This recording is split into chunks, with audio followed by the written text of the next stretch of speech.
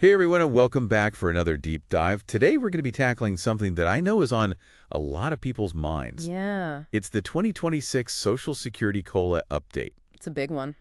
Yeah, it really is. We're talking about, your money, Right. your retirement, Uh, your ability to just keep up with the rising cost of, well, living, Yeah, cost of living, it's a big deal, especially these days. especially these days. Yeah, so we want to make sure we're all on the same page here. Absolutely. When we talk about COLA, we're talking about the cost of living adjustment. Right.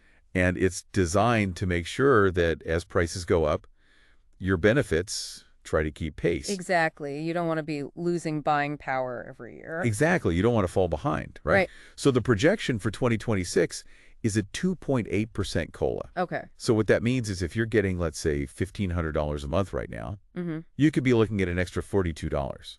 Okay. So bringing that total to $1,542. So that sounds like good news, right? On the surface, it does. Yeah. But I have a feeling there's more to this story. Well, there always is, right? I mean, think about it this way. You're retired.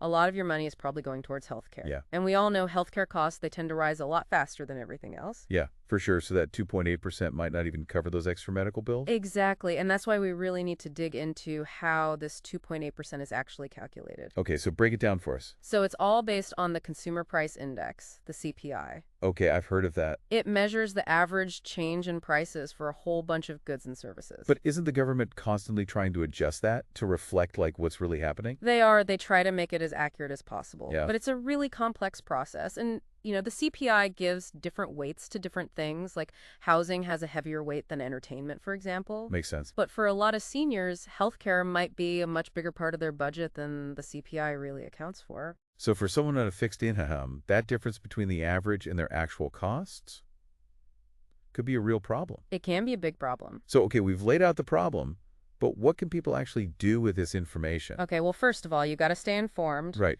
Check the Social Security Administration website, Okay. look for updates, read your benefit statements, and just really try to understand how those increases actually translate to your own personal budget. And what about folks who, maybe can't afford a financial advisor? Oh, there are definitely free resources out there. Okay, good. Like the Social Security website is a great starting point. Yeah. And a lot of community organizations has financial literacy programs just for seniors. That's fantastic. Yeah. Okay, so I think we've established that this COLA increase, it's helpful, Yeah. but it might not be the whole solution. Right. Especially for things like healthcare. So what's the main takeaway here? You've got to be proactive. Okay. Don't wait for this increase to solve all your problems. Think about your own spending, what's likely to go up in price, Yep. and really explore all your options. Knowledge is power. Exactly, especially when it comes to your money. All right, so that brings us to one final question that we want you to think about after this deep dive. Okay. How could that gap, between that COLA increase and the actual inflation that you're seeing, how could that affect your long-term financial goals? Right. And what can you do right now today to mitigate that? It's something we all need to think about. Yeah. So that's it for today's deep dive. Thank you so much for joining us. Thanks for having me. And we'll see you next time. See you later.